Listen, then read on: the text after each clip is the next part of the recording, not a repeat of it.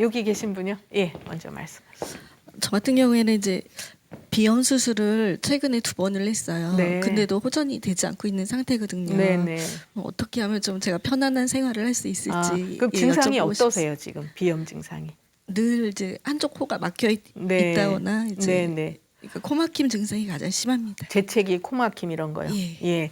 그러면 그게 계절하고는 상관없으시고요? 예, 지금은 이제 계속 예, 그러시고? 오래되다 보니까 네. 그렇게 된 것 그러면 같아요. 수술하신 거는 코 속에 뭐 이렇게 살이 자라나 있어서 하신 건가요? 뭘 수술하신 건가요? 우선 그 콧살 제거한다고 이제 그렇게 네. 말씀하셔갖고 수술을 그러세요? 예, 했습니다. 네, 알겠습니다. 제가 그럼 맥을 봐드리도록 할게요. 오른손 주시고요. 네.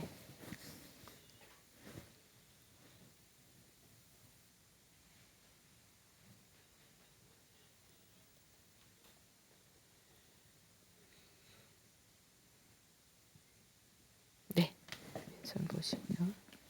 이게 처음 불편하신 게 몇 년 되셨어요? 불편을 느낀 거는 작년 5월. 그러셨어요? 지금도 살짝 감기기가 있는 맥이 나와요.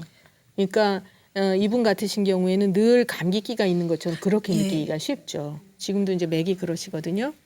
제가 이제 설명을 해드리면 우리가 우선 코에 어떤 증상이 왔다고 해도 코만 쳐다보고 치료를 하지는 않아요. 무슨 얘기냐?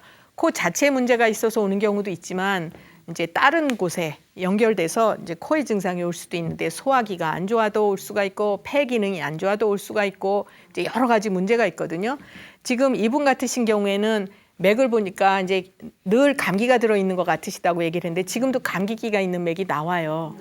이분은 찬데 손상되기 쉬운 체질이세요. 찬 기운에.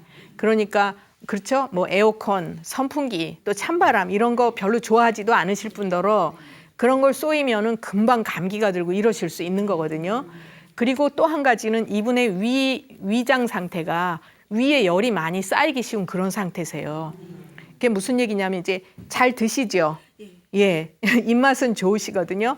그래서 잘 잡수시면 위에 이제 내가 소화시킬 수 있는 것보다 한계가 조금 더 드시면 위에 열이 쌓이게 되거든요. 그럼 그 열은 위로 올라가게 돼 있어요. 그래서 이제 특히 요 코 속에 제가 수술을 하셨다 그래서 아마 비치를 수술하셨을 거예요. 코 속에 살이 자라나는 걸 수술하셨을 텐데 그게 뭐냐 하면 비치라고 해서 비치라고 하는데 코 속에 이렇게 살덩어리가 자라는 거예요. 그럼 이게 왜 생기느냐? 요거는 이제 위에 열이 많은 경우 또 폐에 열이 많은 경우 이런 경우에도 그래서 어떤 사람은 위 때문에 올 수도 있고요. 어떤 사람은 폐 때문에 올 수도 있고요. 제가 볼 땐 이분은 위에 열이 많이 쌓여서 오신 거다 이렇게 볼 수가 있어요. 그래서 그거는 수술해도 조금 있으면 또 자라요. 그러면 어떻게 치료를 해야 되겠어요? 위를 치료를 해야 돼요. 위. 그렇죠.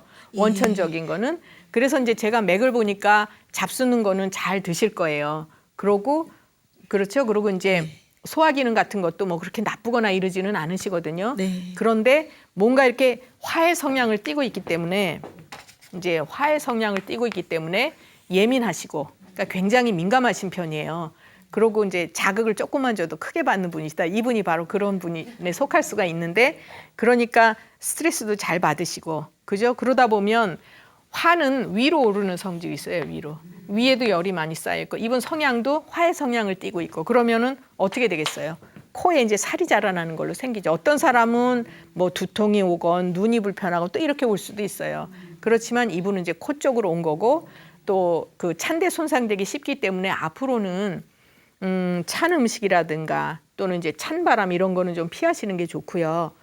지금은 이거는 병원에서 자꾸 수술하는 건 큰 의미가 없다고 봐요. 제가 볼 때는 수술해도 조금 있으면 또 생기고 그렇게 되거든요. 그러니까 근본적인 위의 열을 조절하는 그런 이제 한약을 좀 드시든지 이렇게 치료하시고 생활 조심하시고 그다음에 이제 음식을 우리가 이제 요게 위를 우리 쉽게 설명 밥통이잖아요. 밥통.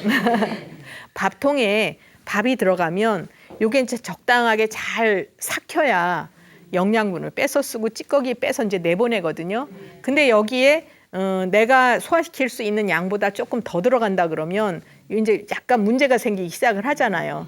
그러면서 위장 기능이 이제 자꾸 지나치는 쪽으로 가요. 열이 발생하면서.